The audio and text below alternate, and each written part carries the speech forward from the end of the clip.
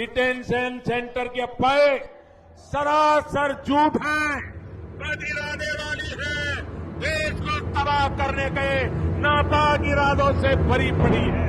ये झूठ है, झूठ है, झूठ है।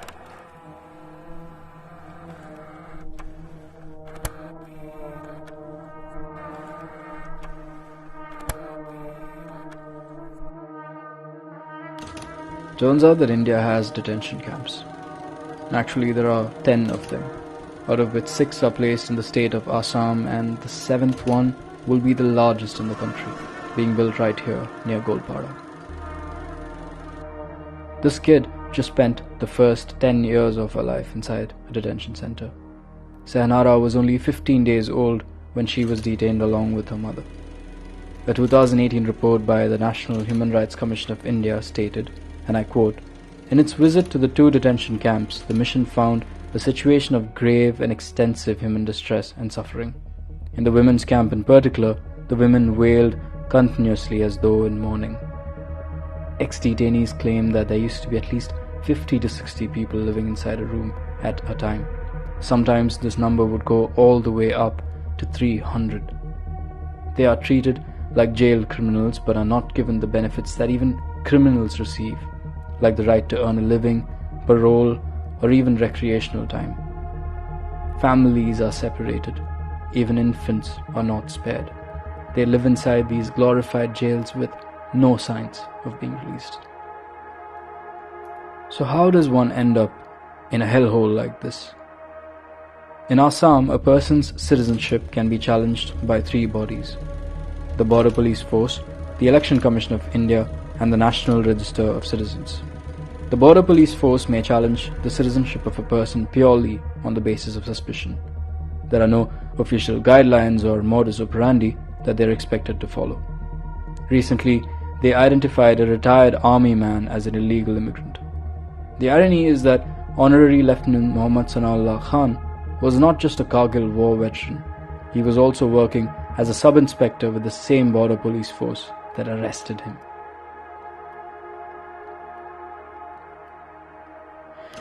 After the Border Police Force comes the Election Commission of India. During the 1997 revision of the electoral rolls in Assam, the Election Commission of India made a list of people they suspected to be illegal immigrants and marked them as doubtful voters or D voters. Around 230,000 names were added to this list. Sahida Bibi had just given birth to her twins when she was detained. After a month inside the unhygienic camp, one of her infants passed away. Just 10 months later, Sahida Bibi's citizenship was proven and she was released. This boy's twin brother was an Indian, but he died as a foreigner. Last but the most flawed of them all, the National Register of Citizens. Its purpose is to document all the legal citizens of India so that the illegal migrants can be identified and deported. 4 million individuals were identified as illegal immigrants in the 2018 NRC draft. However, by the final draft in 2019, this number came down to just over 1.9 million. That there is an error margin of almost 50%. The NRC list was riddled with absolutely ridiculous complications. 2 sisters submitted the same documents, but only one made it into the final list. 3 army brothers submitted the same documents, but 2 of them did not make it to the final list. Clearly, these 3 bodies work in a very strange manner, and once a person is suspected to be an illegal immigrant by them, they must then prove their nationality to an executive quasi-judicial body called the Foreigners Tribunal. And this is where things get complicated. Today there are 100 tribunals in Assam, and each of them comprises lawyers and civil servants with judicial experience. It is their responsibility to determine the citizenship of a person. This is a very crucial role because if a person is declared a foreigner by the tribunal, they may not be able to approach a higher court to seek redecision in normal circumstances. But you see, members of foreigners' tribunals are hired on 2-year contracts that will be extended based on their performance.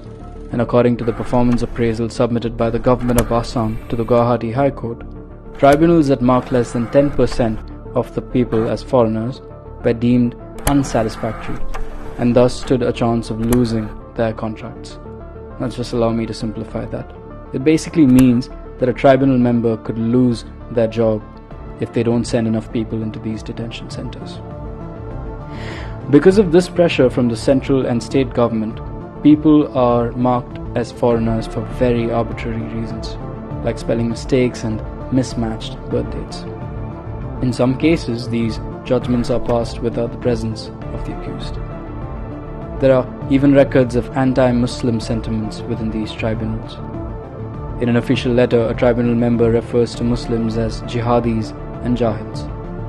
This blatant bias, paired with the very discriminatory Citizenship Amendment Act of 2019, has led to the creation of a vicious filter that is designed to hurt the Muslim minorities of this country. Sahanara, Sanaullah and Saida went through hell and back for no fault of theirs. And when this whole exercise goes national, millions could end up behind these camps like them. This whole process is made out to be a lot more complicated than what it actually is, just so that people like you and me remain confused about it until it's too late to speak up. Do not let them do that to you. Read up and raise your voice while you still can.